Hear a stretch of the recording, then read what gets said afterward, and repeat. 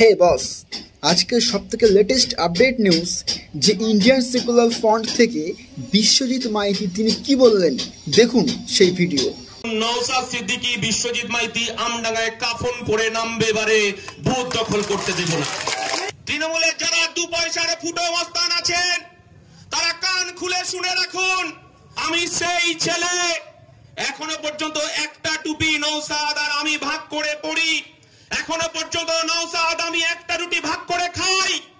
আর আমডাঙ্গায় যদি তৃণমূলের নেতারা আপনারা মনে করেন যে অর্জুন সিংকে দিয়ে হিন্দু ভোট ভাগ করে আবার তৃণমূলটাকে জেতাবেন, শুনে রাখুন বাঘের বাচ্চাটা এখনো পর্যন্ত বসে লাইভ দেখছে আমডাঙ্গায়।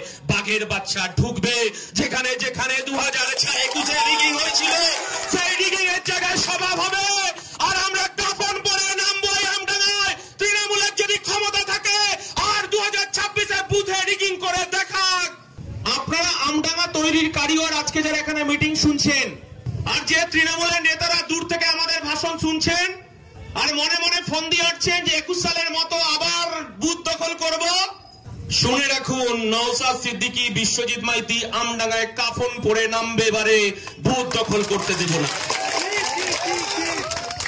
যদি ভেবে থাকেন, হয়তো ভাবছেন বোধহয় বিধানসভা ভোট এখনো অনেক দেরি আছে, 2026। আজকে আমরা অধিকার যাত্রা করে আপনাদেরকে একটু বোঝাতে চাইলাম, বোম গুলির রাজনীতি অনেক হয়েছে, পঞ্চায়েত দখল করেছেন, পুলিশের একটা অংশকে সঙ্গে নিয়ে ব্যালট বাক্স ভাঙচুর করেছেন, আপনি সাধারণ পরিস্কুলে ঢুকতে দেননি। প্রত্যেকটা অক্ষরে অক্ষরে আইএসএফ এর কর্মীরা বিরোধী রাজনীতি যারা করে লিখে রেখে দিয়েছে। চণ্ডীগড়ের একটা ফুটো মস্তান পুলিশের ভয়ে লুকিয়ে লুকিয়ে বেড়াচ্ছে। কে যেন আমাকে বলছিল আমডাঙ্গা থানায়ও নাকি এখনকার এমএলএ নাকি তিনি যেতে একটু ভয় পাচ্ছেন। বলছি সংবিধান আছে, কিছু পুলিশ হয়তো তৃণমূলের দালালি করতে পারে, তৃণমূলের চাটুকারিতা করতে পারে, কিন্তু সংবিধানটা আছে বলে চরম চরম ঢাক নকুল বাতাসা তিহার জেলে জেল খাটতে হয়। আমার জেলে চাল চোর ট্রিপল চোর জ্যোতিপ্রিয় মল্লিককে জেল খাটতে হয়। সংবিধান আছে বলে পার্থ চট্টোপাধ্যায়কে জেলের ভেতর রাত কাটাতে হচ্ছে বান্ধবীকে নিয়ে।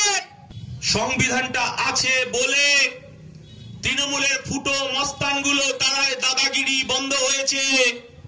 আমরা আমাদের দায়িত্ব বেড়ে গেছে, নির্বাচনে কে কোথায় ভোট দেবেন আমরা জানি না। আমরা এই কথাটা বলতে চাইছি যে আমডাঙ্গায় আবার বোমা ঢোকা শুরু করেছে তৃণমূল, প্রত্যেকটা পঞ্চায়েতে পঞ্চায়েতে মশলা ঢোকাচ্ছে। আমরা শুধু এই কথাটা বলতে চাইছি, তৃণমূলের যারা দু পয়সার ফুটো মস্তান আছেন তারা কান খুলে শুনে রাখুন, আমারও 2 বছরের বাচ্চা আছে। যখন সে আমার 2 বছরের বাচ্চা তার মায়ের পেটে ছিল তখন জেল খাটছি আমি নওশাদ, 88 জন। রাকেশদা আমার কাছে ফোন করে বলছে, দাদা আপনার ছেলেটা হয়তো বাঁচানো যাবে না, বৌদি ভেঙে পড়েছে অসুস্থ। আমার ছোট ভাই বাড়ি নেই, কলকাতার বাইরে, কোথাও ফোন নেই, আমি যোগাযোগ করতে পারছি না। রাত্রি 12টার সময় একজন পুলিশ তার ফোন আমাকে দিলেন, বললেন দাদা আপনি ফোন করুন। আমি যখন ফোন করলাম তখন আমি শুনতে পেলাম আমার স্ত্রী বলছে যে আমি বাইরেটা সামলাচ্ছি, আমি আমার বাচ্চার দায়িত্ব নিচ্ছি, তুমি জেলের ভেতরটা সামলাও। আমি সেই ছেলে। এখনো পর্যন্ত একটা টুপি নওশাদ আর আমি ভাগ করে পড়ি, এখনো পর্যন্ত নওশাদ আমি একটা রুটি ভাগ করে খাই। আর আমডাঙ্গায় যদি তৃণমূলের নেতারা আপনারা মনে করেন যে অর্জুন সিংকে দিয়ে হিন্দু ভোট ভাগ করে আবার তৃণমূলটাকে জেতাবেন, আর মুসলমান বুথগুলোকে আপনি যদি ভাবেন ওই আপনার যে তৃণমূলের নেতাগুলো লুকিয়ে লুকিয়ে বেড়াচ্ছে তাদেরকে দিয়ে ভোট লুট করবেন, শুনে রাখুন বাঘের বাচ্চাটা এখনো পর্যন্ত বসে লাইভ দেখছে আমডাঙ্গায়। বাঘের বাচ্চা ঢুকবে যেখানে যেখানে 2021-এ রিগিং হয়েছিল, সেই রিগিং এর জায়গায় সভা হবে। আর আমরা কাফন পরে নামবো আমডাঙ্গায়। তৃণমূলের যদি ক্ষমতা থাকে আর 2026-এ বুথে রিগিং করে দেখাক, রক্ত দেব, আমডাঙ্গায় ভোট লুট হতে দেব না।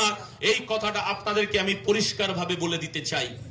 আমার দলের চেয়ারম্যান বিধানসভায় গিয়ে বলছে যে ওয়াকফ সম্পত্তির হিসাব দিতে হবে মমতা বন্দ্যোপাধ্যায়। তৃণমূলের নেতারা এই বাংলায় 76 ওয়াকফ সম্পত্তি দখল করে রেখে দিয়েছে, যে ওয়াকফ সম্পত্তির টাকায় আমার সংখ্যালঘু ঘরের বাচ্চাদের তাদের উচ্চ শিক্ষা শিক্ষিত করা যেত, আমার কন্যা আমার যারা বোন আছে তাদের বিয়ে দেওয়া যেত, যাদের ঘর নেই তাদের ঘরের ব্যবস্থা করে দেওয়া যেত, মাদ্রাসাগুলো তৈরি করে দেওয়া যেত, এতিমখানা তৈরি করে দেওয়া যেত।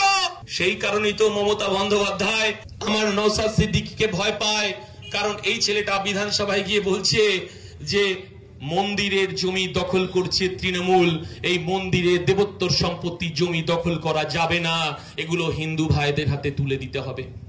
এটা সম্প্রীতির বার্তা। আমি আপনাদেরকে বলছি, এই লড়াইটা, এই বাংলাকে বাঁচানো শেষ লড়াই।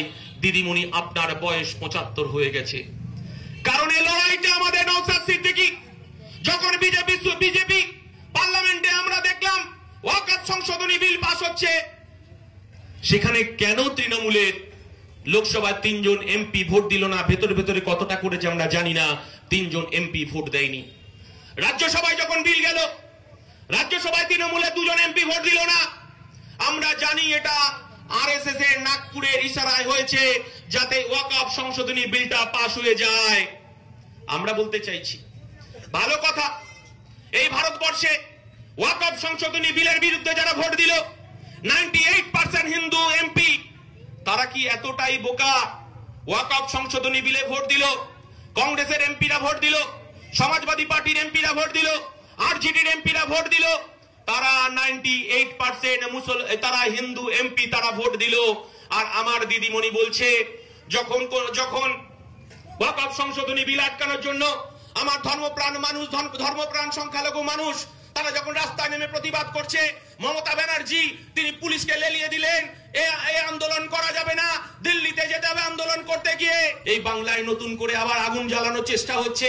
আমি শুধু স্মরণ করে দিতে চাই, এ বাংলা সম্প্রীতির বাংলা, এ বাংলায় আমরা হিন্দু মুসলমান একসঙ্গে পথ চলি, আমরা একসাথে এক চায়ের দোকানে বসে খাই, আমাদের দুর্গাপূজায় আমার বন্ধুরা আমার বাড়িতে যায়, আমরা মহরমে আমার বন্ধুদের সঙ্গে মহরম পালন করতে যাই, ঈদে আমরা তার বাড়িতে গিয়ে সিমুই খেতে যাই, এটা আমাদের কাছে ধর্ম। আমরা বলতে চাইছি যে কর্মসংস্থান চলে গেছে আমডাঙ্গায়, কিন্তু আমরা দেখতে পাচ্ছি, আপনারা জানেন, এই সন্তোষপুরের বাইরে লিলি বিস্কুটের মতো একটা ফ্যাক্টরি আছে।